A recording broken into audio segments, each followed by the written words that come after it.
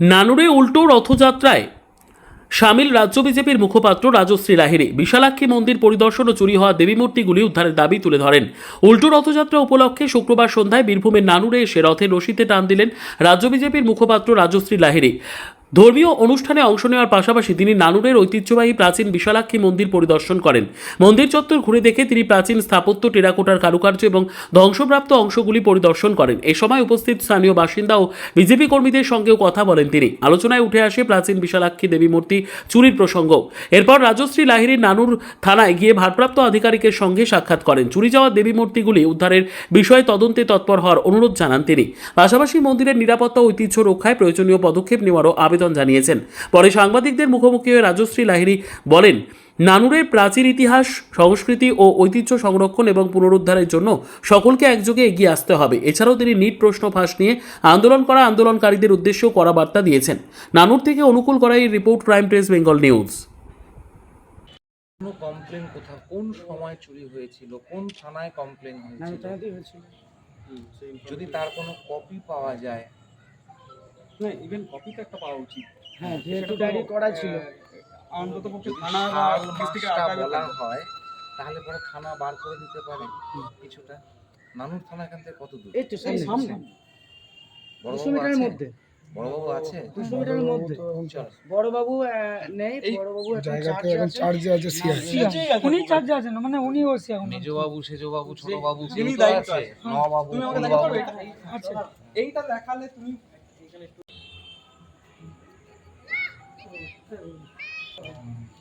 মা অর্থের উপরে যেটা অবস্থান করছে, পদ্মফুল দেওয়া আছে, তো হ্যাঁ, সেটা কম ভালো দেখো। বলছি কি আছে তোমাদের? এখন দুটো প্রমিনেন্ট করে দেখতে হবে, সেটা হচ্ছে তুমি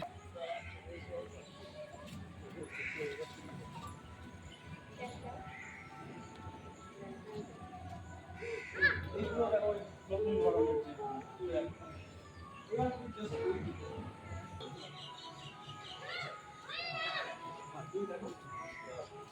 এবং এই টেরাকোটা তুমি দেখলে বুঝতে যে মুসলিম প্রভাব কিরকম ভাবে পড়েছে, ফলে এই ঠিক ইসলামিক ডিজাইনের যেরকম টেরাকোটা হয় আর কি।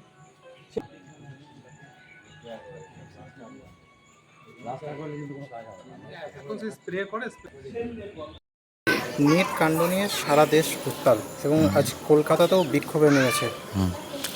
সারা দেশ তো উত্তাল নয়, নিটে যারা বিরাট বড় করে ভালো রেজাল্ট করেছেন তারা উত্তাল, আনন্দে মাতছেন। বিভিন্ন ইনস্টিটিউশন, বিভিন্ন পরিবার, বিভিন্ন জায়গায় সেখানে ঢাকঢোল বাজছে নিটে যারা খুব ভালো ফল করেছেন। আর সারা দেশ নিট নিয়ে উত্তাল নয়, সারা দেশ উত্তাল এফসিআরের বিলটা পাশ হতে চলেছে, যার থেকে ক্যাশের টাকাটা বন্ধ হয়ে যাবে। তাতে পাথর ছোঁড়াছুড়ি থেকে আরম্ভ করে এই কুদরতি বিরিয়ানি, আকাশ থেকে টপ টপ করে বিরিয়ানির প্যাকেট পড়ছে, কেউ দিচ্ছে আর আমরা খাচ্ছি, কেউ দিচ্ছেন আর আমরা নিচ্ছি, এই ব্যাপারগুলো বন্ধ হয়ে যাবে। আসল দেশ উত্তাল, দেশ উত্তাল নয়, দেশের কিছু মানুষ উত্তাল, যাদের রুটি সেঁকাটা বন্ধ হয়ে যাবে আগামী দিনে এফসিআর বিলের কারণে। সোনাম ওয়াংচুক অলরেডি তার অনশন প্রত্যাহার করে নিয়েছেন, কারণ তিনি বুঝতে পেরে গেছেন যে আসলে কি হচ্ছে। নিতার বর আর সীতার বরের সঙ্গে নিটের প্রশ্নপত্রের কি সম্পর্ক আমাদের জানা নেই। প্রধানমন্ত্রীকে হত্যা করতে হবে, এর সাথে নিটের প্রশ্নপত্রের কি সম্পর্ক আমার জানা নেই। বাস নাম রহেগা আল্লাহ কা, এর সাথে নিটের প্রশ্নপত্রের কি সম্পর্ক আমাদের জানা নেই।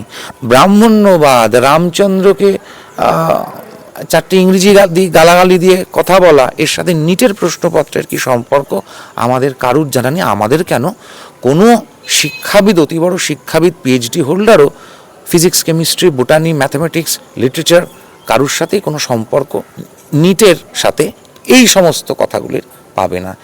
যারা গিয়েছিলেন প্রতিবাদে তারা প্রত্যেকেই বাড়ি ফিরে যাচ্ছেন, বুঝতে পেরে গেছেন যে এটা নিটের প্রতিবাদ নয়, এটা অন্য কিছুর প্রতিবাদ। তো রইল ঝোলা চলল ঘোলা দিল্লিতে অলরেডি হয়ে গেছে, আর বাকি রইল যাদের উত্তাল, নিট এফসিআরে বিলটা যেদিন পাস হবে তার 7 দিন পর থেকে দেখবেন আর কিছুই হচ্ছে না, কারণ সব কটা এনজিও তখন ক্যাশ সেভিং মোডে চলে যাবে। বেশি পয়সা এসব ব্যাপারে বিরিয়ানি, পোলাও, পিৎজা 2000, 3000, 2500 যে পৌঁছেছে কালকে, এগুলি বন্ধ হয়ে যাবে। কট্টর জনতা পার্টি যেভাবে এখনো পর্যন্ত সমাজ মাধ্যমে বিভিন্ন রকম বার্তা ছড়াচ্ছে, সেদিকটা কিভাবে দেখছেন আপনারা? মানুষকে সেটাকে গ্রহণ করছে? মানুষ তো গ্রহণ করছে না। ওই 4 পিস যেগুলো জানা কথা বিরোধী, যেগুলো বেরিয়ে পড়েছে, জোকের মুখে নুন পড়েছে বলে সেগুলো লাফালাফি করছে। বাকি ভারতবর্ষের জনতা তাদেরকে নিয়ে মাথা মাটেনি। তারা হিট নিয়ে বাড়িতে আরও ব্লিঙ্কিট থেকে হিট অর্ডার করে রেখে দিয়েছে। কোন বিষয় নিয়ে নানুরে আসা? নানুর আশা রথযাত্রা, কিন্তু নানুর বলতে পশ্চিমবঙ্গ যে শুধু চড়াম চড়াম ঢাকের আওয়াজ, নকুলদানা, গুড় বাতাসা, বোমা এগুলো বোঝে নানুর মানে তো সেটা নয়। একদিন যার মুরজ মন্ত্রে নিমাই কণ্ঠে মধুর তান, ন্যায়ের বিধান দিল রঘুমণি, চণ্ডীদাসও গাইল গান। বাঙালিকে বর্ণনা করতে গিয়ে কৃষ্ণনগরের নদিয়ার দ্বিজেন্দ্রলাল রায় বঙ্গ আমার জননী আমার গানে এই চণ্ডীদাসের নাম করছেন। নানুর চণ্ডীদাস, বোমা নয়, বিদ্যা, শ্রীবিদ্যা, বিশালাক্ষী। এটা পশ্চিমবঙ্গকে, বাঙালিকে আরেকবার স্মরণ করিয়ে দিতে হবে। এএসআই এর বোর্ডস আমরা দেখছি, এই যে বিরাট বড় ইতিহাস, বীরভূমের নানুরের এই মন্দিরগুলি প্রাচীনত্ব এবং এর মধ্যে থাকা ভগ্ন বিগ্রহগুলি যে ডেলিবারেটলি আঘাত করে ভেঙে ফেলা হয়েছিল, হোসেন শাহ, ইলিয়াস শাহ থেকে আরম্ভ করে সালতানাত, সুবে বাঙ্গালের সালতানাতে শাসনে, এগুলো পশ্চিমবঙ্গকে জানাতে হবে।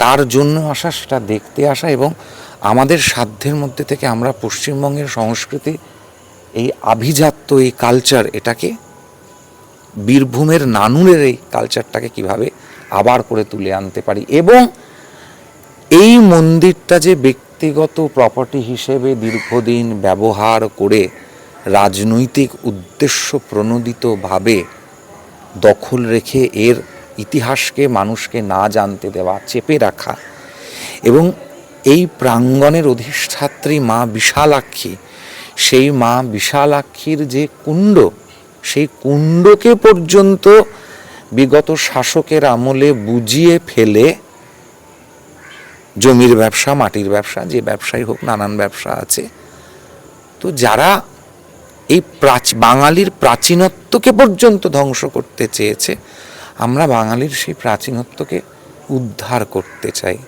গোটা বিশ্বের দরবারে আমরা তুলে ধরতে চাই। এবং যে সমস্ত মূর্তিগুলি এখান থেকে চুরি হয়েছে বিভিন্ন সময়, মূল মা বিশালাক্ষীর মূর্তি যেটি চুরি গিয়েছিল, আপনারা সকলেই দেখেছেন যে 14 সালের পরে নরেন্দ্র মোদী ক্ষমতায় আসার পর বিশ্বের বিভিন্ন প্রান্ত থেকে বহু আর্টিফ্যাক্টস, বহু প্রাচীন মূর্তি ভারতবর্ষে ফেরত নিয়ে আসা হয়েছে, ভারতবর্ষে ফেরত পেয়েছে তার সম্পদকে। আমরা আশাটা তো রাখতে পারি যে মা বিশালাক্ষীও আবার ফিরবেন তার নিজের জায়গায়, চণ্ডীদাসের বিশালাক্ষী চণ্ডীদাসের জায়গায়, চণ্ডীদাসের বাড়িতে, চণ্ডীদাসের পুজো করা থানে আবার ফিরবেন। তার চেষ্টাটা করা, এই চেষ্টাটাও তো কেউ করেনি। এখান থেকে রবীন্দ্রনাথের নোবেলও চুরি গিয়েছে, এখান থেকে মা বিশালাক্ষীর প্রাচীন মূর্তিও চুরি গিয়েছে। আমরা চেষ্টা করি কোথাও যদি ফেরত আনা যায়। দেখা যাচ্ছে যে এটা পুরাতত্ত্ব বিভাগ অধিগ্রহণ করলেও সেভাবে কিন্তু নানা রকম বাধা বিঘ্ন বিপত্তি আছে।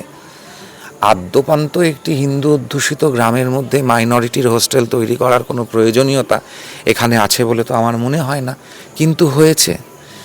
তার সাথে সাথে নানানভাবে রাজ্য সরকার, আপনারা প্রত্যেকেই জানেন, প্রতিটি কাজে রাজ্য সরকার বাধা দিয়েছে। কারণ ফেডারেল স্ট্রাকচারে আর্কিওলজিক্যাল সার্ভে অফ ইন্ডিয়া হলে পরে সেখানে রাজ্য সরকারের একটা সহায়তার প্রয়োজনীয়তা পড়ে, পুলিশের সহায়তার প্রয়োজনীয়তা পড়ে, প্রশাসনের সহায়তার প্রয়োজনীয়তা পড়ে। যদি কেউ সেটা না পায় তাহলে সে কাজটা করবে কিভাবে? ডবল ইঞ্জিনের সরকার তো আমরা এই কারণেই বলেছি, এবং সেই কারণেই আমার ভাই পল্লব, দিগন্ত এরা যখন বলল এখানকার কথা, আর বীরভূমের সঙ্গে আমাদের একটা পারিবারিক সম্পর্ক আছে তারাপীঠের মাধ্যমে, তাই ছুটে দেখতে আসা। আজকে রথযাত্রা, একটি বার্তা দেবেন?